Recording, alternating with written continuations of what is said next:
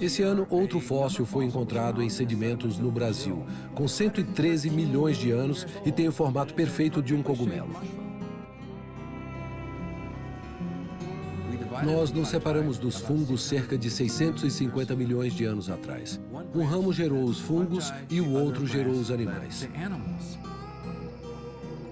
Nosso caminho foi de cercar os nutrientes num envoltório, o estômago. O micélio ficou debaixo da terra, digerindo os nutrientes externamente. A biodiversidade deu um salto.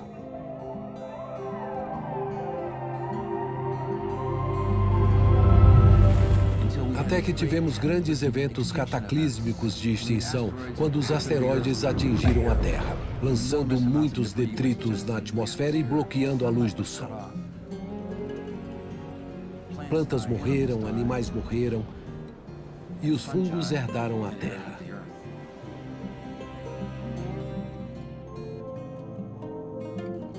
O que esses eventos ensinaram foi que os organismos que se associaram aos fungos sobreviveram.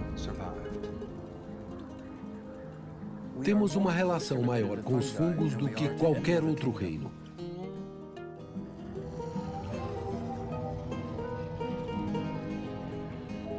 Seres vivos como os fungos são inteligentes no sentido de que eles reagem ao ambiente, buscam alimento e se defendem. Eles resolvem problemas. Isso é inteligência.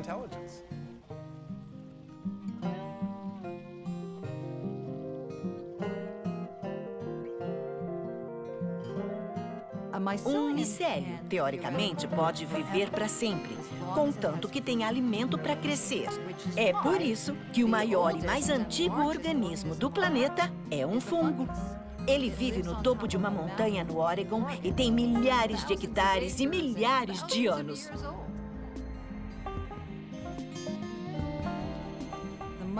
O cogumelo é o órgão de reprodução sexual para o esporo do fungo. Os fungos não têm sementes, eles têm esporos. Os esporos são minúsculos sistemas transportadores de genes. Quando eles pousam em algo que podem comer, eles digerem o alimento e reabsorvem os nutrientes para poder seguir em frente e encontrar alimento em outro lugar.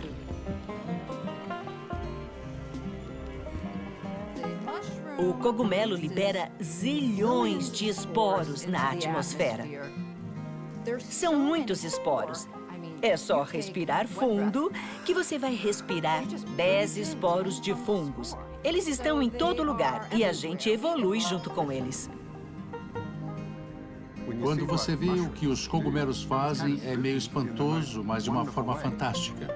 Eles corrigem tudo na Terra. Sustentam a vida, convertem vida, eles carregam vida, são seres incríveis. Se os humanos forem extintos, que espécie tomaria conta do planeta? Talvez o micélio já seja a espécie dominante, não só por ser a mais comum da Terra. Estão em todo lugar. Nós somos 7 bilhões de humanos. Somos só pequenas criaturas vagando por aí, super vulneráveis, e não sobrevivemos facilmente a uma agressão. Hurricane Harvey has started to make landfall here on the Texas coast. More than 30,000 people are without power, and things are only expected to get worse. Puerto Rico has had the worst storm in about a century, and it is struggling to understand the new normal of months ahead without basic services. Climate change is one of the biggest threats to our present world, to the future of our planet.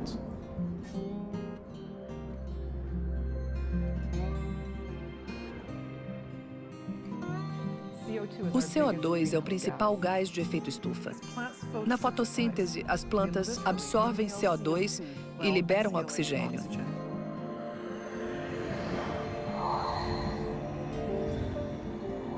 Nesse processo de fotossíntese, elas pegam o carbono do CO2 e colocam em outros lugares, nas folhas e nos troncos, mas descobrimos que elas colocam 70% abaixo do solo.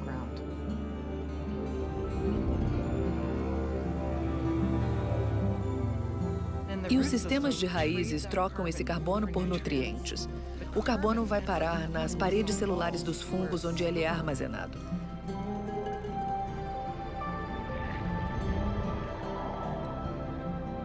Isso alimenta a comunidade microbiana e todo o resto da cadeia alimentar, como os ácaros e nematóides. E eles reciclam nutrientes através desse processo. É por isso que o fungo é essencial para estabilizar o carbono no solo. Quando o carbono fica estável, ele pode ficar armazenado por milhares de anos. A gente sabe que o carbono pode passar de planta para planta, e isso equilibra a distribuição de carbono no sistema. É um trabalho constante. Se preservarmos as plantas, a floresta, a comunidade natural de fungos, teremos um motor natural que armazena carbono subterrâneo. E isso é essencial. Já está tudo lá, está bem na nossa frente. Fazemos mais do que produzir cogumelos. Conseguimos ir muito além de apenas decompor matéria. Como fruto do nosso trabalho, a maioria de vocês só viu uma fração do que podemos fazer. Nós somos os transformadores.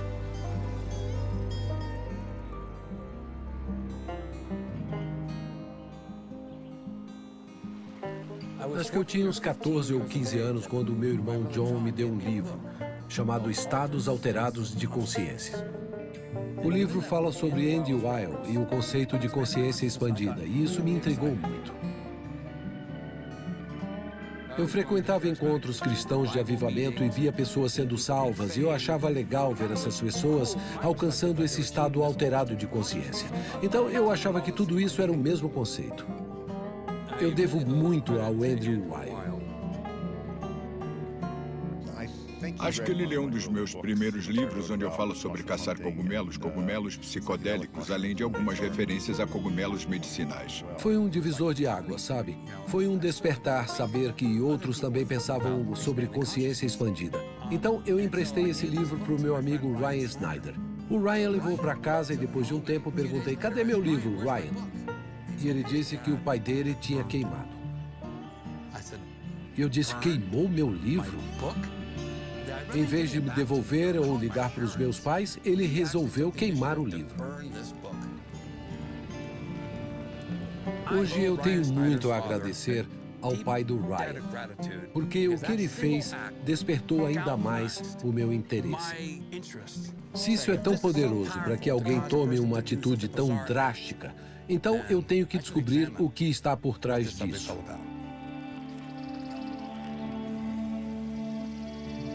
O ser humano surgiu no planeta há muitos e muitos anos. E nós não temos nenhum registro concreto de boa parte desse período. É totalmente plausível, dado que os povos indígenas do mundo todo conhecem a fundo todas as plantas e sabem as diferentes combinações entre elas, que nossos ancestrais pré-históricos tiveram contato e que alteram a consciência. Em cerca de 2 milhões de anos, o córtex humano triplicou de tamanho e o cérebro cresceu num período muito curto em termos evolutivos. 2 milhões de anos não são nada quando se trata de evolução. O que desencadeou isso? No final dos anos 70, Terence McKenna e seu irmão Dennis McKenna foram os primeiros a propor a teoria do macaco chapado. Hoje sabemos que 22 primatas, 23 incluindo o homem, consomem cogumelos. A ideia é que nossos ancestrais desceram das árvores para rastrear animais através do cocô deixado para trás. Na zona subtropical, o cogumelo mais comum encontrado no estrume de vaca é o Psilocybe cubensis, um cogumelo mágico muito potente. Um dos efeitos mais comuns dos cogumelos e outros psicodélicos é a sinestesia. Sinestesia é a percepção de uma modalidade sensorial em outra, como ouvir cores, por exemplo, ou ver música.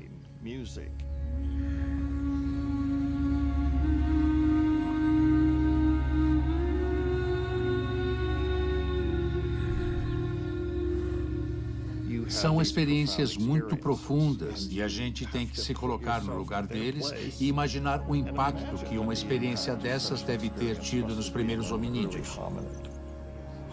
Esses cogumelos mágicos abrem as comportas da informação que você absorve.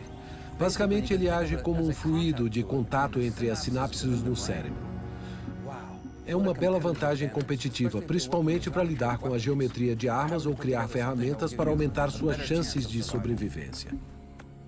O fato de que isso aconteceu não uma ou duas vezes, mas milhões e milhões de vezes ao longo de milhões de anos é uma explicação muito plausível do porquê o cérebro triplicou de tamanho há 2 milhões de anos. A explicação não é só que eles comeram cogumelos com psilocibina e, de repente, o cérebro mudou. Acho que é mais complexo que isso, mas com certeza foi um fator. Era como software programando esse hardware neurologicamente moderno para pensar, ter cognição, desenvolver a linguagem. Porque a linguagem é essencialmente sinestésica. A linguagem associa sons aleatórios e sem sentido a um complexo de significado. Podemos dizer que uma boa parte do cérebro se dedica à geração e ou compreensão da linguagem. Nossos ancestrais não têm essas estruturas neurais. É uma característica humana ter tanta fisiologia dedicada a gerar e compreender a linguagem. E isso reflete o avanço evolucionário que nos fez o que somos.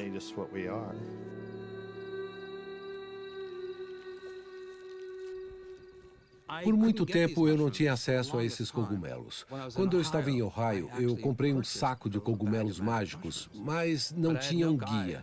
Ninguém me falou quanto devia consumir. Então, tinha um saquinho desse tamanho e pensei, bom, isso deve ser uma dose. E comi tudo. Para quem não sabe, isso é 10 vezes mais do que a quantidade certa a se consumir. Era um dia quente de verão e tinha uma árvore grande e linda, um carvalho. Aí eu vi nuvens escuras no horizonte e vi que uma tempestade estava chegando. Eu pensei, legal, eu vou ver a tempestade chegando. Aí eu achei que seria uma boa ideia escalar a árvore. Eu já estava começando a sentir os efeitos.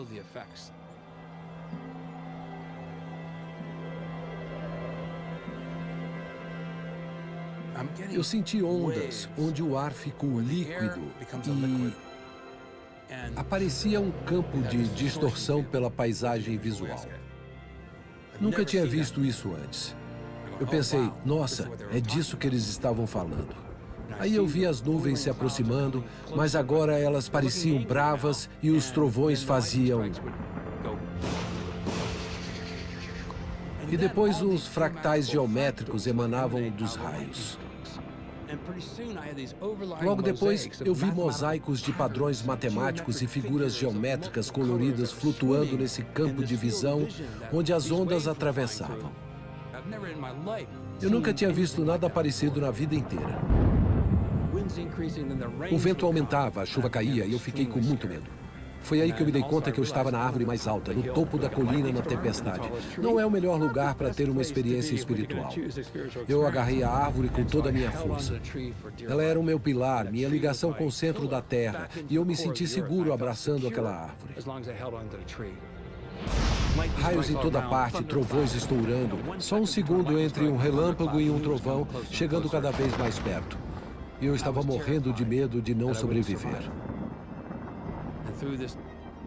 E nessa experiência terrástica terrível e fantástica ao mesmo tempo, eu estava na árvore pensando no que eu devia focar. Eu disse, Stamets, você não tem problema, mas você gagueja toda hora. Aí eu pensei que precisava parar de gaguejar e falei sozinho, para de gaguejar agora. Foi uma vozinha na minha cabeça. Tá me ouvindo? Para de gaguejar agora. Comecei a falar isso. Para de gaguejar agora, para agora. Muitas e muitas vezes e milhares de vezes.